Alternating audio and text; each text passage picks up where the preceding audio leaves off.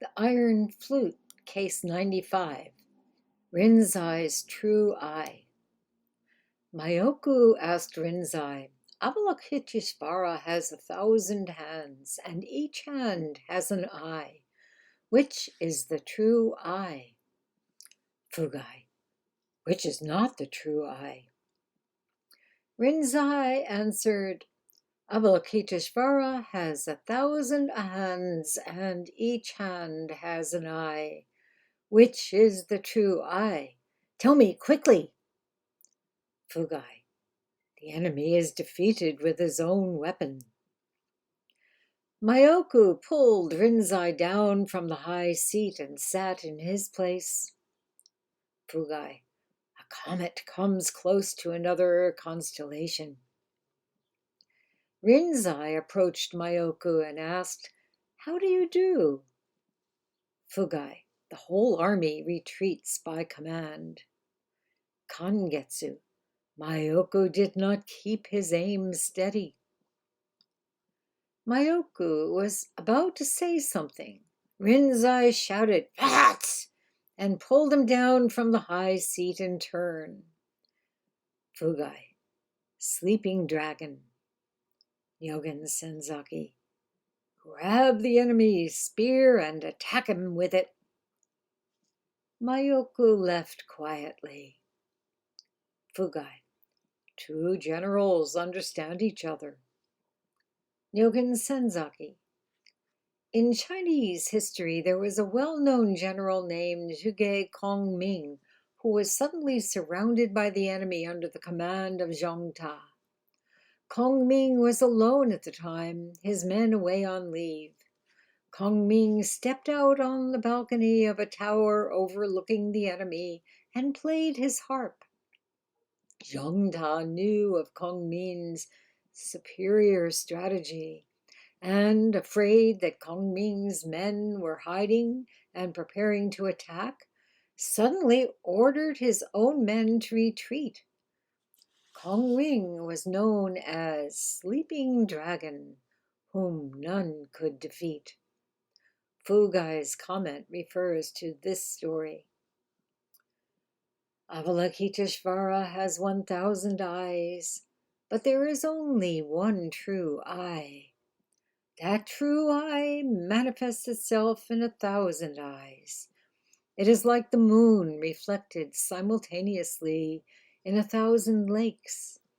Does the lake invite the moon, or does the moon come down to the lake?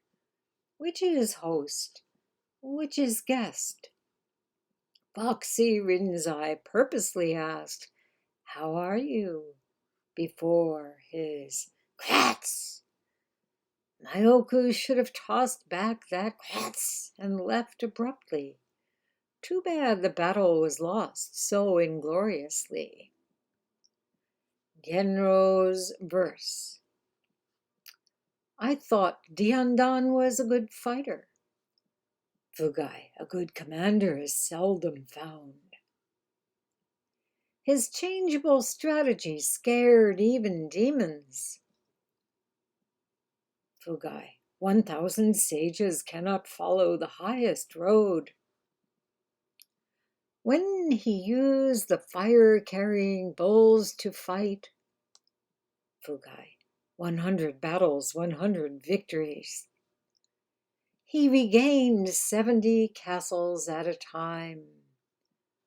Fugai, from the beginning he did not lose. Nyogen Senzaki. Diandan was another fighter in China. When he was short of soldiers, he utilized bulls to fight by lighting bundles of fire on their backs, thus winning a victory from the jaws of defeat. But monks should not talk of war and fighting. It is against the precepts of Buddhism. There are many examples that could be used rather than these. Even a flowering branch would make a better illustration.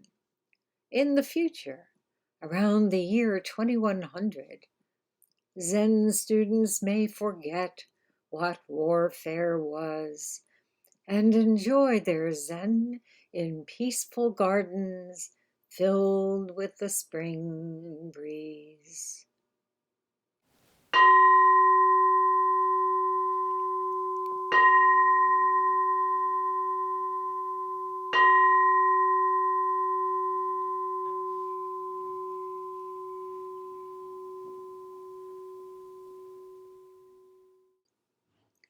So this is day 2 of Harvest Sesshin.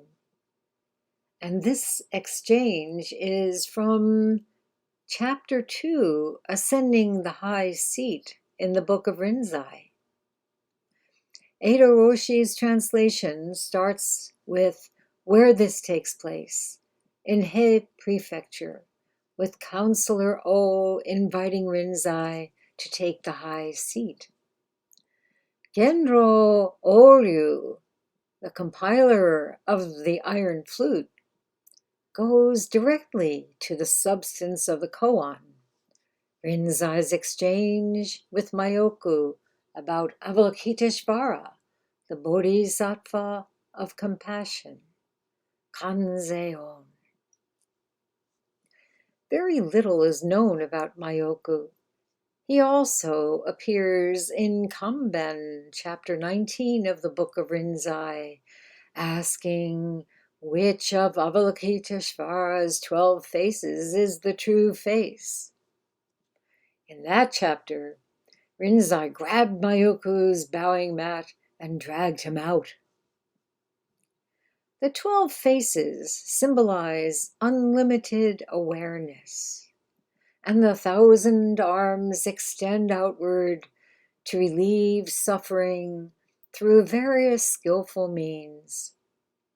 In the large-scale drawing, here in the Dharma Hall at Daibosatsu Zendo, each hand holds a Dharma teaching implement, including a vajra, signifying the indestructible diamond and thunderbolt, and a circle, and a lotus blossom, the Indian Buddhist swastika, and a Dharma wheel. In both cases, Myoku demands, which is the true one among the many? Which one is it? There are 34 of us here today, but really, there are uncountable thousands of us, ready to attend to numberless beings. Which of us can see with the same eye as Kanon? Who has the true Dharma eye? Fugai Honko commented, how can any of them not be true? What keeps us from seeing with the true eye? When we think Kanzeon is a concept, a figure out there on a wall or a sculpture in a temple, we are separated from her, and we're wandering in the darkness of ignorance. What happens when we vow to stop wandering among our delusions, to be here, no matter how painful, no matter how inconvenient? It's up to us. We can vow to stop, to see. We are here in Sesshin to realize that Kanzeon Avalokiteshvara is us. Every morning chanting, we can experience this, become this. We're reaching out in every direction, hearing all cries, seeing all suffering, and in our aspiration, we know what to do, which implement is needed. We can respond to each being, excluding no one. We can respond to circumstances, just as they are. This responding is our true nature, our Buddha nature, coming forth as practice in activity. You may recall that the great Eihei Dogen's burning question was, if we already have Buddha nature, why do we practice? He left his training at Kenninji in Japan and went to China with his teacher, Shinge Roshi, who passed away while there. Dogen went to various masters. He heard about Chantong Ryujing, in Japanese Tendo Nyojo. And as soon as he met him, he knew. One night, while sitting in the Zendo, he heard him say, "Drop off mind and body." Dogen experienced a great awakening. He realized that practice is enlightenment. Enlightenment is practice. Because we are already Buddha, we practice. Because we practice, we wake up to who we truly are. It's important to note, practice is not a matter of climbing a ladder. It's not linear. Dogen called it the circle of the way. Those of you who are old-timers know it's always changing. It's always something. Always nothing. We can't engineer or plan for it. We can't find it in others' words, although they can point the way. The words that strike us do so because they are already in our own hearts, and we are ready to hear them. This readiness, this sowing and reaping, is most mysterious, most precious. We can't hurry it. We can't force it. The ripe fruit falls from the tree. Pick it up. Take a bite. When we are ready, mind and body drop away, and everything is revealed just as it is. You know that saying, when the student is ready, the teacher will come. Also, when the teacher is ready, the student will come. That meeting is eye to eye, heart to heart. There may be an initial knowing that is instantaneous, but then it takes time to mature.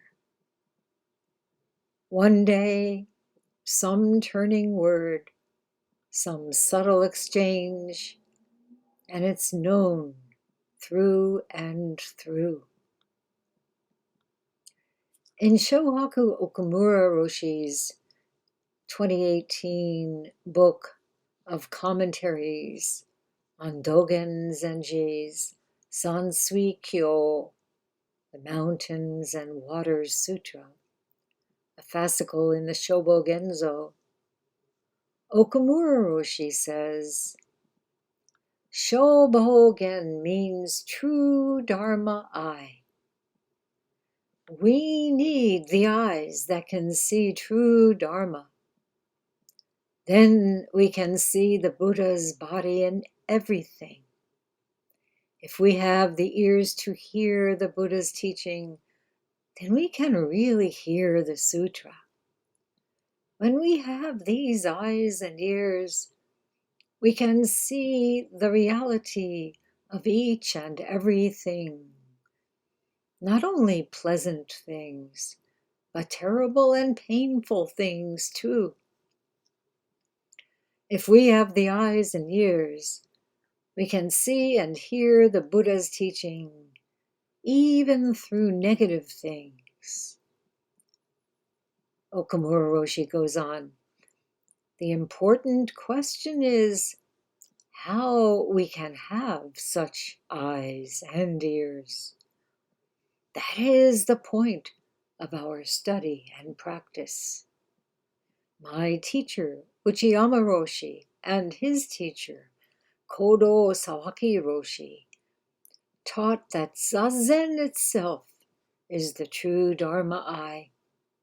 In other words, the true Dharma eye means not seeing things with our karmic consciousness. End quote. Zazen itself is the true Dharma eye. Just simply doing it. And little by little, trust forms. Trust grows in our own Buddha nature. Yet, we have to be diligent in cleaving to it. Understand what cleaving to it means? Somebody show. Yeah. Hold. Not just a little bit, and do something else. Absolute cleaving. Again and again, returning to this breath, this moment.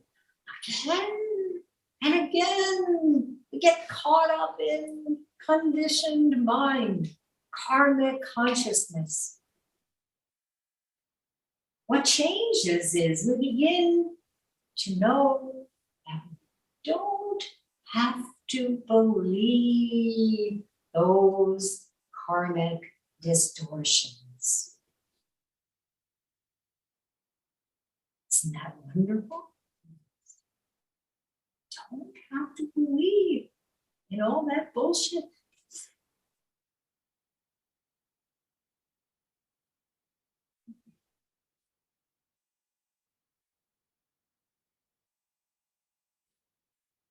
So this again and again is crucial.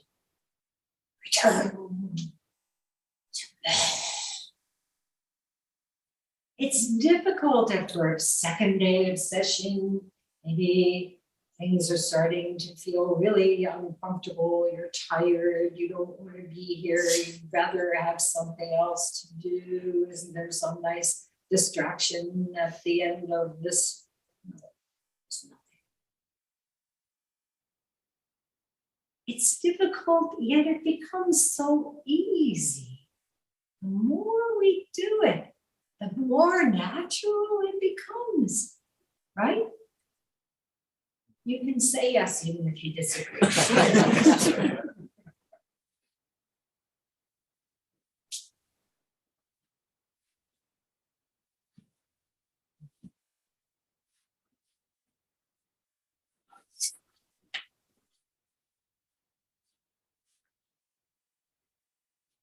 So this process is exactly what Sesshin is.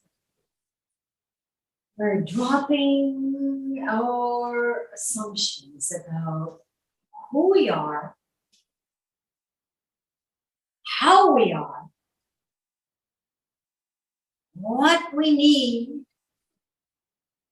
what we should be doing, and we're just uniting with reality as it is, right here. Seeing clearly and realizing it's been here all along. We come to understand,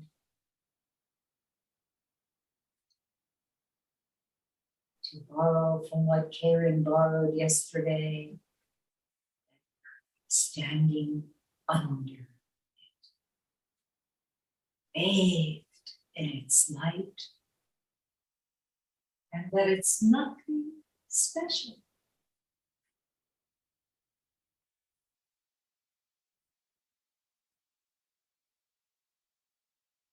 So practice is none other than testifying to this. Knowing for ourselves whether the water is cool or warm. Yesterday, in the Song of Zazen, Hakuin told us, if we concentrate within and testify to the truth that self-nature is no nature, we have really gone beyond foolish talk. Testify. Rinzai said, from your lump of red flesh, there is a true person without rank who is always going out and coming in through the face. You have not yet testified to this. Look, look.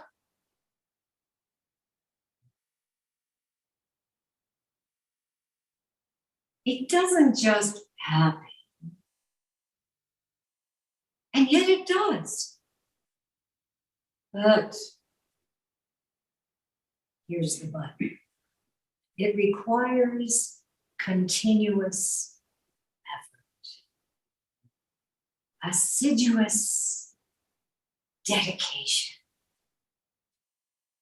to realize that it's already here, has always been here.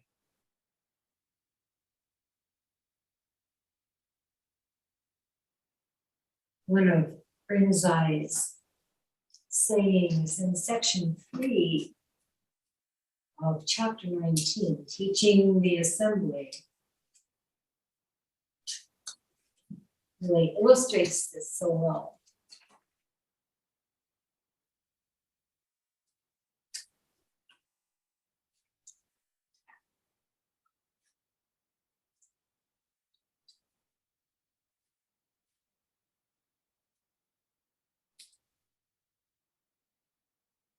In the past, he says, I studied the Vinaya intensively, and I also investigated the sutras and shastras. Later, I realized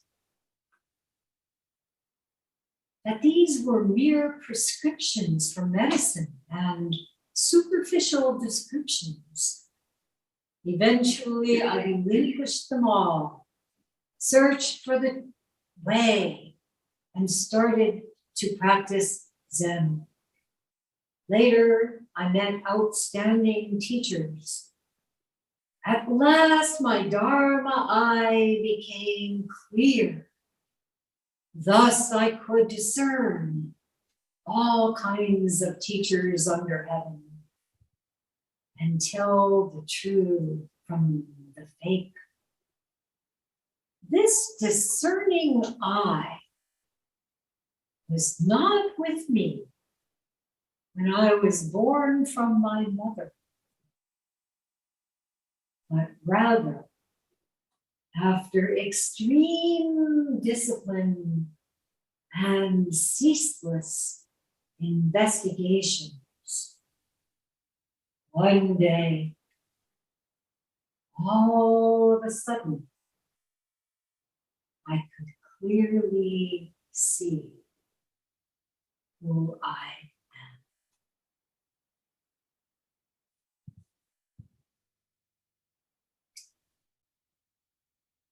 am. And to illustrate this point from a different perspective, we heard the other day, we've been reading Shodo Harada Roshi's Path to Bodhidharma. in morning meeting. And this is what he said. Most people think that if they sit quietly, their bodies and thoughts will disappear. But it does not work like that. It is not that easy. If it were that easy, you could sleep or take drugs and do it. If you could just vaguely and lackadaisically sit on the cushion doing nothing and lose track of everything, then anybody would be able to do it. To really cut through the very root of life and death, to really get rid of that small self, one must experience and go beyond the limits of that small self. If we do not cross that boundary, we cannot taste the true flavor of this experience.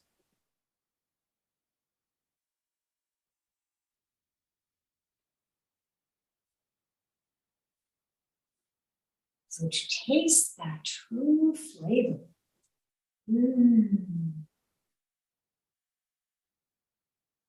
we find it's always being offered to us. Nothing is hidden when we go beyond the limits of the small self. So this is what Rinzai is demanding of Myoku in this koan. Go beyond the limits of your own questioning. You came up with a good question. Which is the true I? So he throws the question back and then say it quickly. Speak. Tell me. Show your true I, Myoku.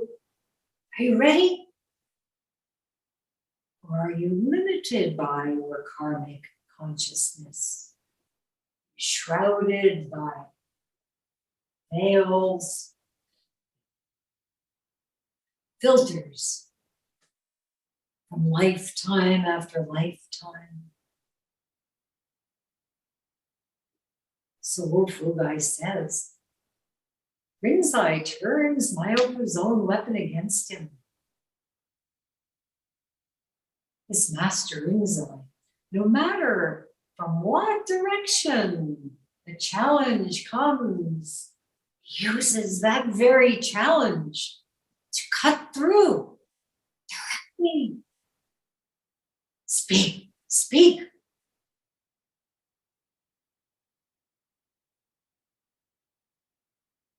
And what is Myoku's response? Do you remember?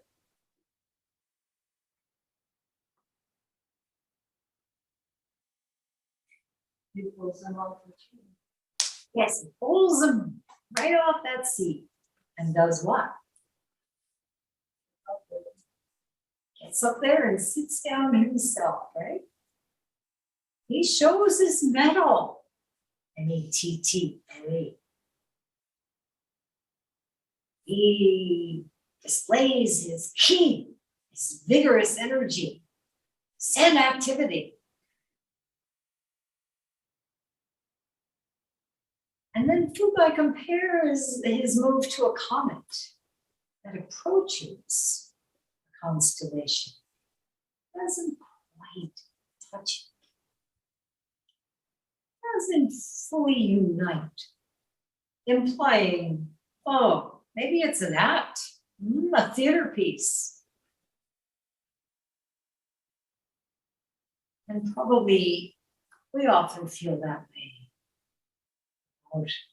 What we're trying to do, like showing, expressing our understanding. We know what's needed, I think. And then there's a little gap. How should I manifest it? How should I perform? And coming from that, the response is bound to be spurious, inauthentic, and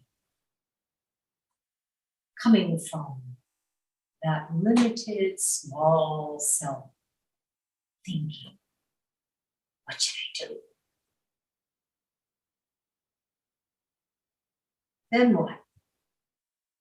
Rinzai goes straight to the core with a seemingly polite question. Oh, there's the guy sitting on my seat. I'll greet him. How do you do? This itself is nothing but a dynamic expression of this true I.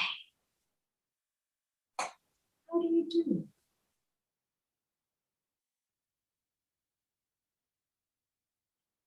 Fugai says, oh, sly retreat by Master Rinzai. Whole army is command. And then there's Myoku, whose retreat is perhaps capitulating.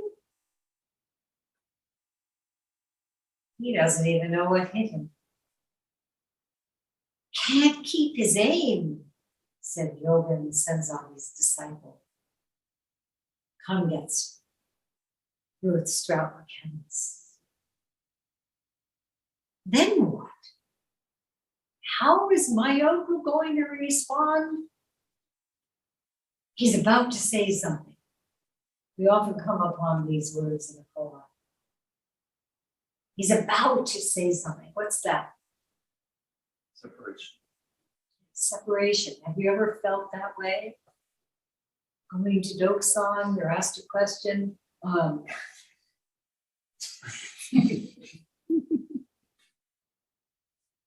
Wait. So he's lost. Rinzai then shouts, pulls him down from the high seat in turn.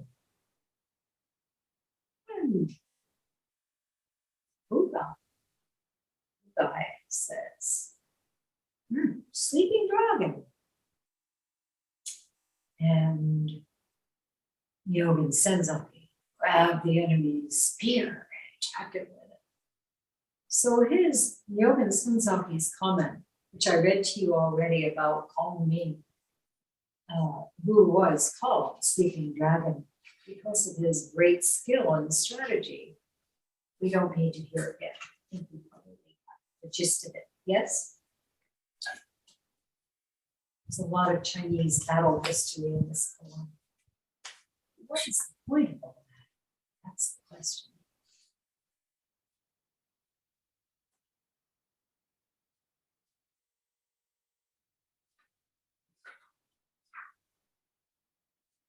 You might wonder about Myoku's leading quietly. What's next?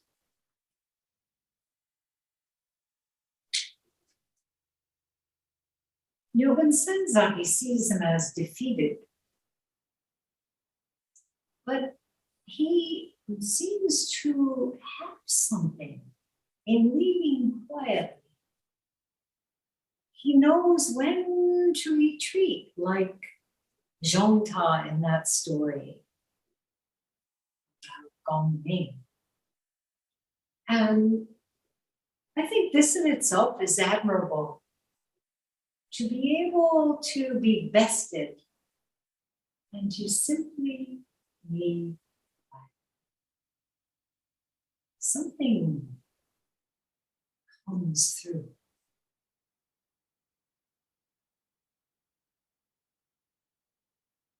What does Rinzai do at that point?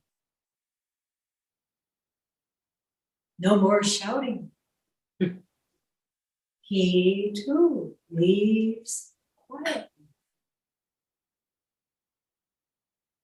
And thus Fugai's comment, two generals understand each other. So somehow this battle changes, right? Seems like one has defeated the other. What? No. Just as in the other case, both of them holding onto that stick, go back to this room.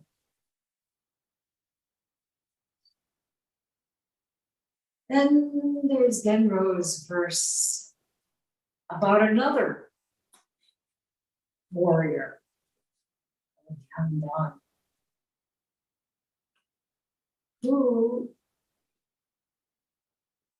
he implies, as a good fighter, is imaginative and creative and flexible.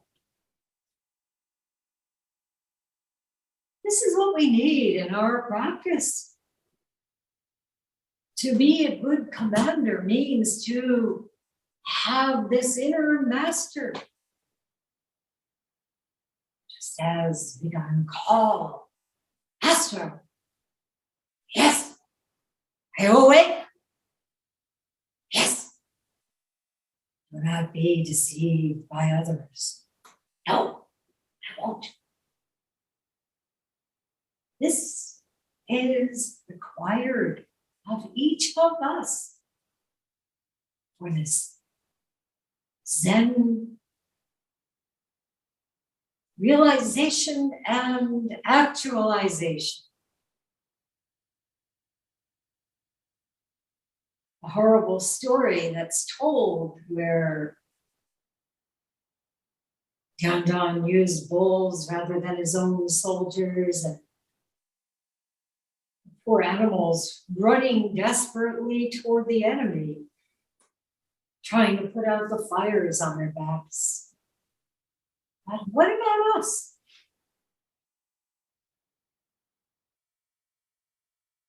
We are all living in a burning village.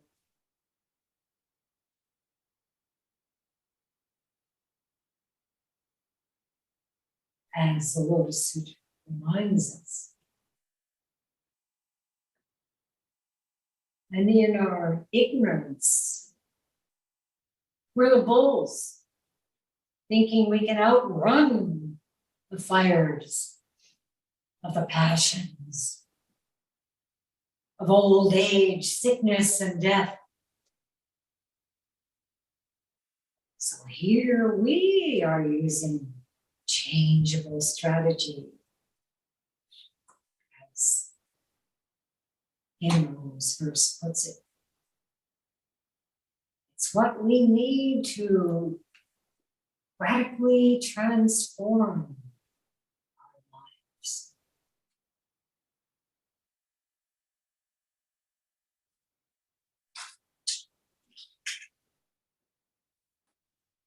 We've all fought innumerable inner battles, if not on actual battlefields. And some of you have come to an inner equanimity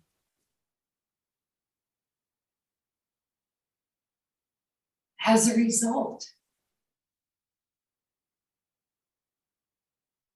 of facing death.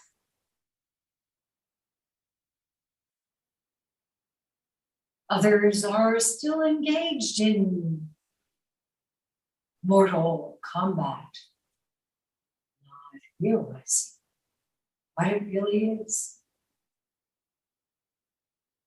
And we think of our great ancestor, Shakyamuni, sitting under the Bodhi tree and vowing not to get up until he broke through,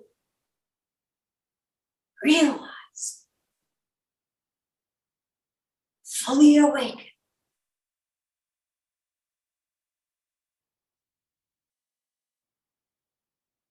Mara and all his armies attacked again and again, all sorts of mental enticements. You know yourself what comes up for you. Oh, you can't do this. You're not capable of awakening in this lifetime. You might as well give up. Wouldn't you rather go to the movies? In Prince Siddhartha's case, go back to your harem. There is a feast being prepared. All manner of distractions, thoughts, recriminations, regrets, worries, plans. And these must be seen through. Can't avoid them. That's like Shinge Roshi saying, if you could just take a drug, take a nap, whatever. You have to keep going to delve into it, to penetrate into this great matter. Life, death. To cut through the root of attachment. To go beyond the limits you've placed on yourselves.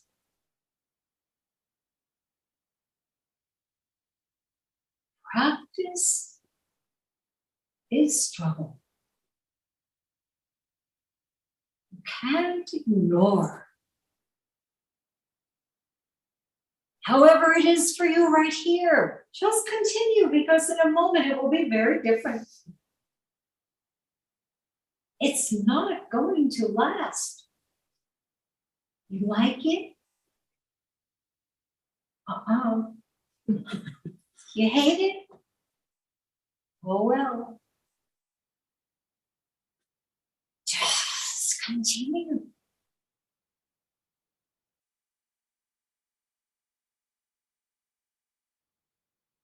And then we find out there's really nothing to do. And in that finding out, we also discover that there's always something to offer.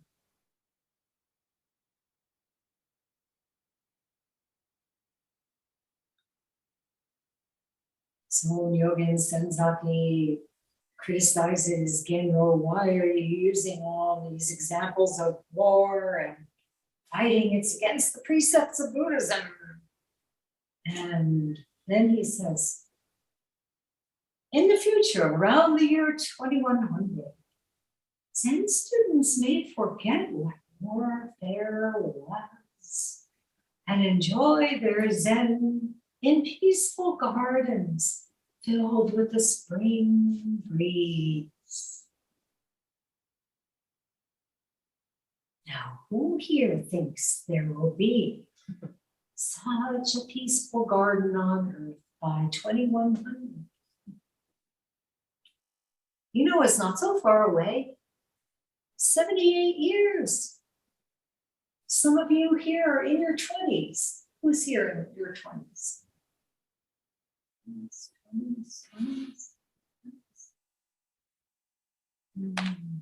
And so you could be there picking apples. And the rest of us, well, we'll be back in whatever form or no form. Just know this. our faith and motivation are essential. We can't just resign ourselves to the terrible circumstances we see around us and ahead of us between now and 2100. Can't just succumb to pessimism, despair, and passivity. Doing that, we just intensify the negativity and perpetuate it.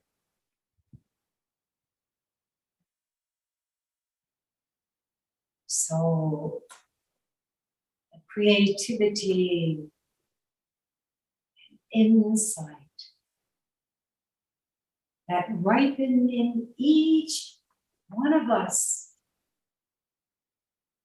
makes the difference. This is our cause. This is our impossible dream. It requires true effort, true vision.